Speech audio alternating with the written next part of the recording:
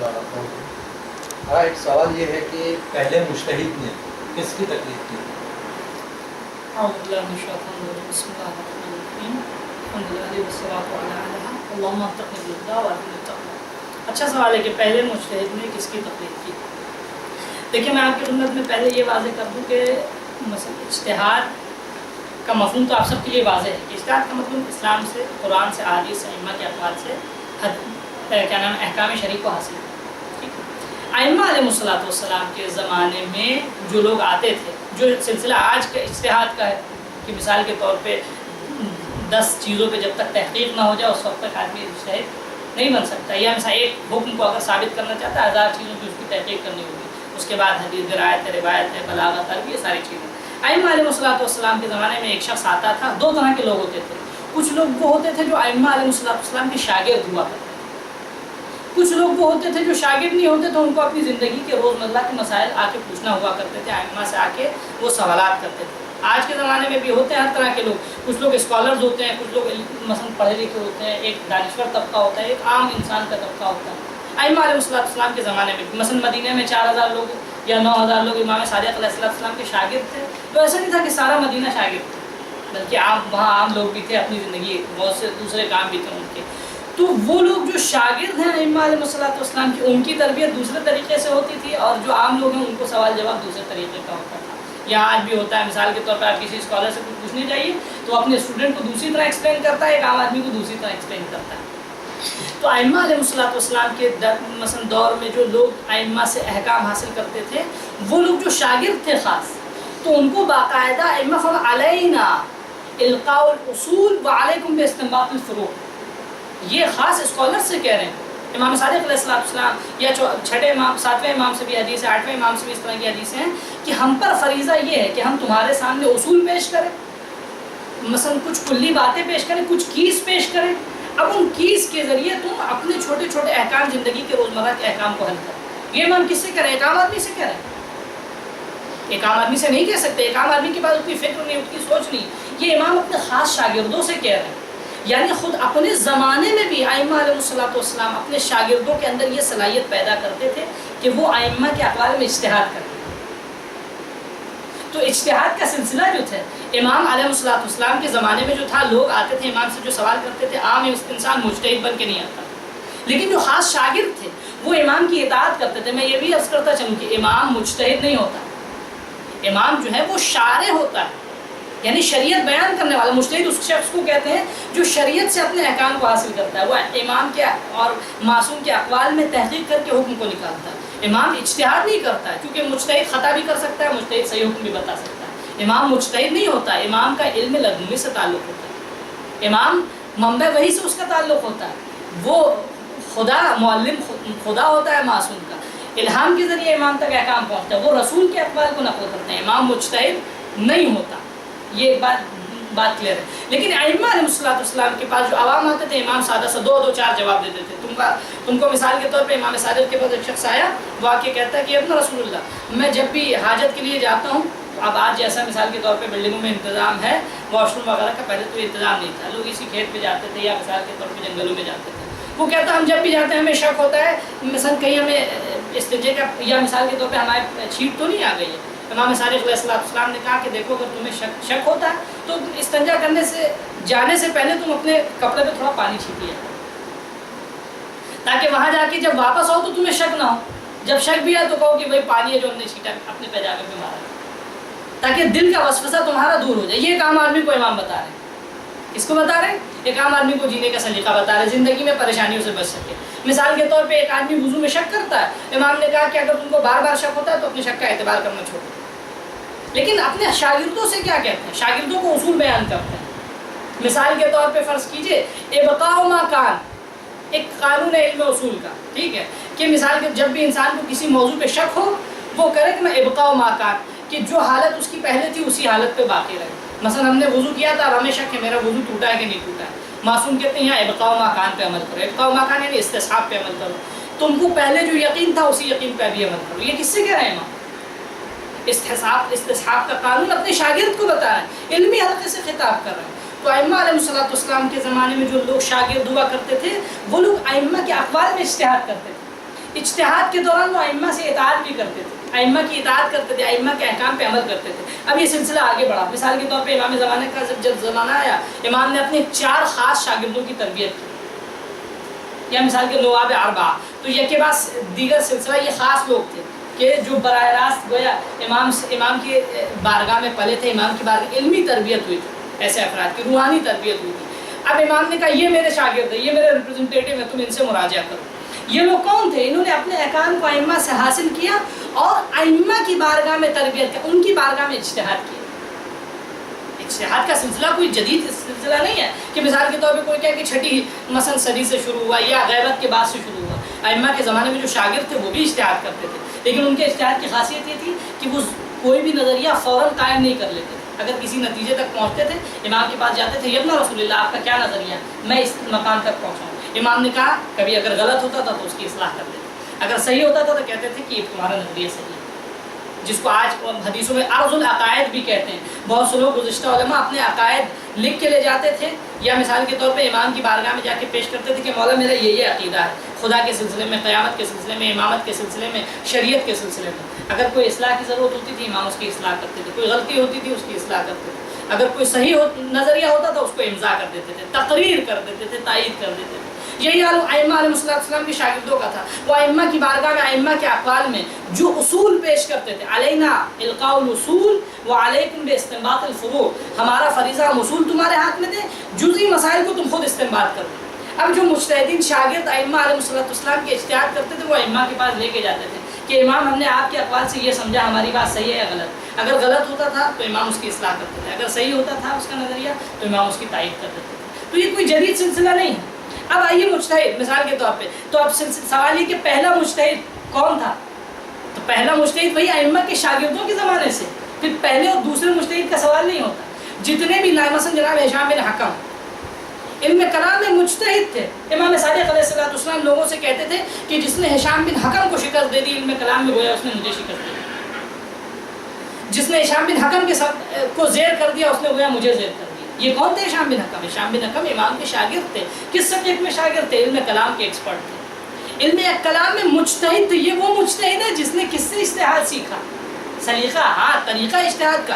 امام مجتہد نہیں ہوتا، امام مجتہد سے بالا برتر ہے، امام معصوم ہوتا ہے، وہ شارع ہوتا ہے، لیکن مجتہد شارع کی دربار میں پلتا ہے، شارع کی بارگاہ میں پلتا ہے، شارع کی درسگاہ میں پلتا ہے۔ امام صادق علیہ السلام نے ایسے مجتہدین کی تربیت کی۔ جناب مالک اشتر کی تربیت آپ جناب عباس کے لیے دیکھیے، جناب عباس کے لیے روایت میں کیا ملتا ہے؟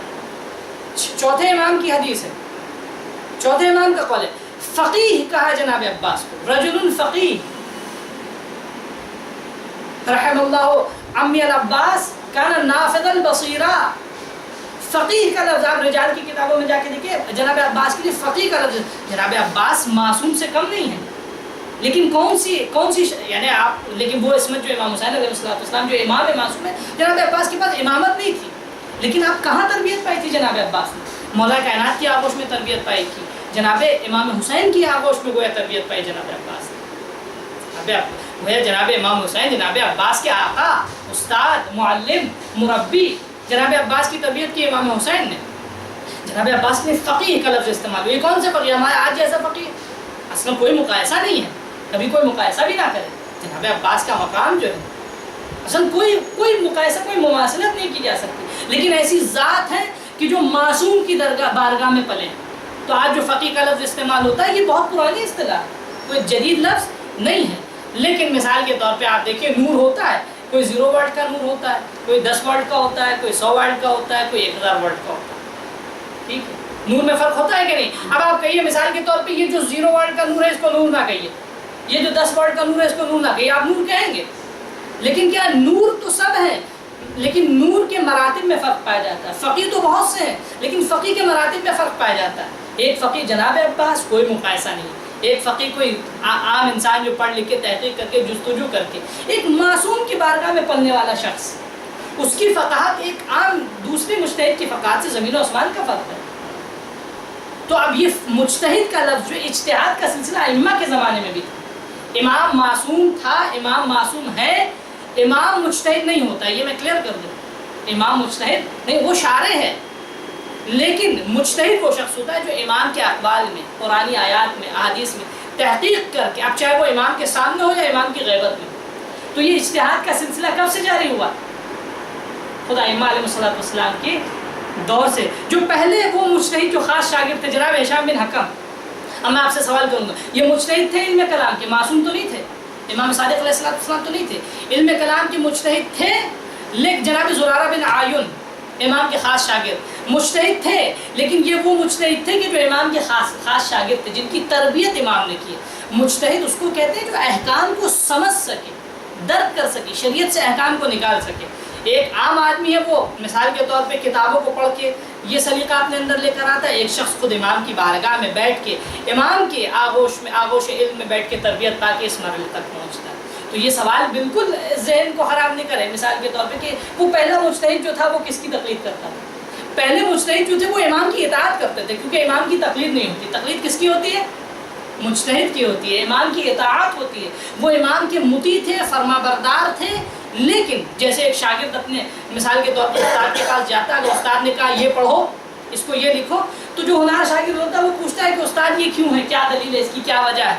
ٹھیک ہے، تو استاد شاگرد کی لیاقت کو دیکھ کے اس کی وضاحت کرتا ہے، اس کی یہ وجہ ہے، اس کا یہ سبب ہے، اس کا ریزن ہے، یہ فلاں ریزن ہے. یہ ساری چیزیں شاگرد کو بتاتا ہے، لیکن ایک عام آدمی کو نہیں بتاتا. یہی حال ائمہ علیہ الصلوۃ والسلام کے زمانے میں ہے. مثال کے طور پہ فرض کیجئے بعض عام لوگ آتے تھے امام سے سوال کر کے چلے جاتے تھے، وہ امام سے ریزن نہیں پوچھتے تھے. صحابی جو خاص شاگرد ہوتا تھا امام کو، وہ پوچھتا تھا یہ تو رسول اللہ، اس کا فلسفہ کیا ہے، اس کی کیا وجہ ہے. یہ سوال کرنا ہے کیا ریزننگس ہے. ریزننگ یہی تو اجتہاد ہے، اسی کو اجتہاد کہتے ہیں. امام نے جو حکم دے دیا ہم اس کے مطیع ہیں. اجتہاد کا مطلب یعنی اب ہم اس کی تحقیق کریں کہ کیا سبب ہے امام کے یہ حکم دینے کا.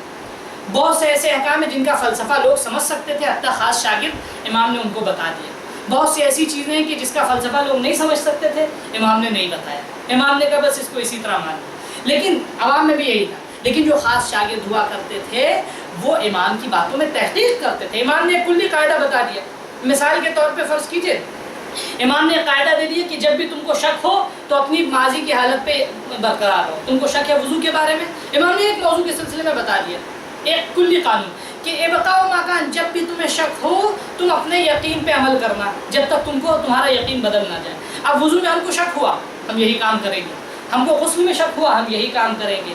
مثال کے طور پہ کسی بھی چیز میں ہم کو شک ہوا وقت گزر جانے کے بعد، مثال نماز میں جیسے ایک حکم بھی ہے نماز میں شکیات نماز میں، وہ شک کے جن کا اعتبار نہیں کیا جاتا، اس میں ایک شک ہے کہ وقت محل گزر جانے کے بعد اب ہم رکوع سے اٹھ گئے، کھڑے ہوئے، رکوع رکن ہے نا نماز کا، ہم رکن کی تکرار تو کر نہیں سکتے نہ عمدن نہ سہون نماز میں. اب رکوع سے اٹھے اب ہمیں شک ہو رہا ہے کہ ہم نے رکوع میں سبحان رب العظیم و بحمدہ یا 3 مرتبہ سبحان اللہ سبحان اللہ سبحان اللہ کہا کہ نہیں کہا. ذکر ہے رکوع کا، یہ ذکر رکن نہیں ہے، اصل رکوع رکن ہے. ذکر کیا ہے؟ واجب ہے. اب محل گزر گیا ہے، ہمیں شک ہو رہا ہے کہ ہم نے کہا کہ نہیں. امام کہتے ہیں ابقاء ما کان، انشاءاللہ تم نے کہا ہے گزر جائے. یہ کلی قانون امام کچھ اپنے خاص شاگردوں کو اصول دیا کرتے تھے. اب ان سے جزئی قانون کو استنباط کرنے کا کام شاگردوں کا تھا. جب وہ استنباط کر لیتے تھے، اجتہاد کر لیتے تھے، پھر امام کے پاس لے کر آتے تھے کہ یہ ابن رسول اللہ ہم نے یہ سمجھا.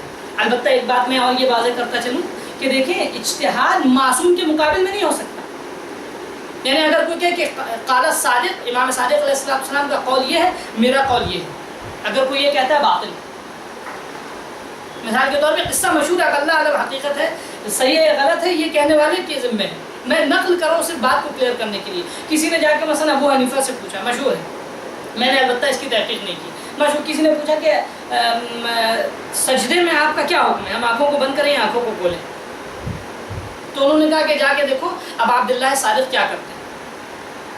اگر وہ آنکھوں کو کھولتے ہیں تو تم آنکھوں کو بند کرو، اگر وہ آنکھوں کو بند کرتے ہیں تو تم آنکھوں کو کھولنا. تو پوچھنے والا بھی بہت چالاک تھا، اس نے کہا کہ اگر معلوم نہ ہو کہ آنکھوں کو کھولتے ہیں یا بند کرتے ہیں تو انہوں نے کہا کہ ایک آنکھ کھول دینا، ایک آنکھ بند کر دینا. اگر وہ دونوں آنکھیں کھولتے ہیں تو تمہاری ایک آنکھ بند ہے، اگر وہ دونوں آنکھیں بند کرتے ہیں تو تمہاری ایک آنکھ کھلی ہوئی. یہ امام کے مقابل میں اجتہاد ہے، یہ اجتہاد باطل، کراس لگا دیں گے ہم اس پہ. اجتہاد معصوم نص کے مقابل میں نہیں ہو سکتا، معصوم کے قول کے مقابل میں نہیں ہو سکتا. یہ جتنے بھی مجتہد ہیں، کوئی بھی مجتہد یہ کہتا ہے کہ انا اقول، ہر مجتہد یہ کہتا ہے کہ میں نے احکام الہی سے یہ سمجھا ہے، میں نے احادیث معصوم سے یہ سمجھا، اسی لیے آپ نے اکثر دیکھا ہے وہ لکھ دیتا اللہ عالم، اللہ عالم جو آخر میں لکھتا ہے مجتہد اسی لیے لکھ دیتا ہے تاکہ ہماری بات تو 100% ہمیں یقین تو نہیں کہ وہی جو لوح محفوظ میں لکھا، لوح محفوظ کا علم کس کو ہے؟ امام صادق علیہ السلام کو، معصوم کو، رسول خدا کو ہے۔ اس مجتہد کو لوح محفوظ کا کیونکہ علم نہیں ہے اسی لیے یہ لکھ دیتا ہے کہ ہماری تحقیق یہاں تک پہنچی ہے، صحیح علم اللہ کو ہے۔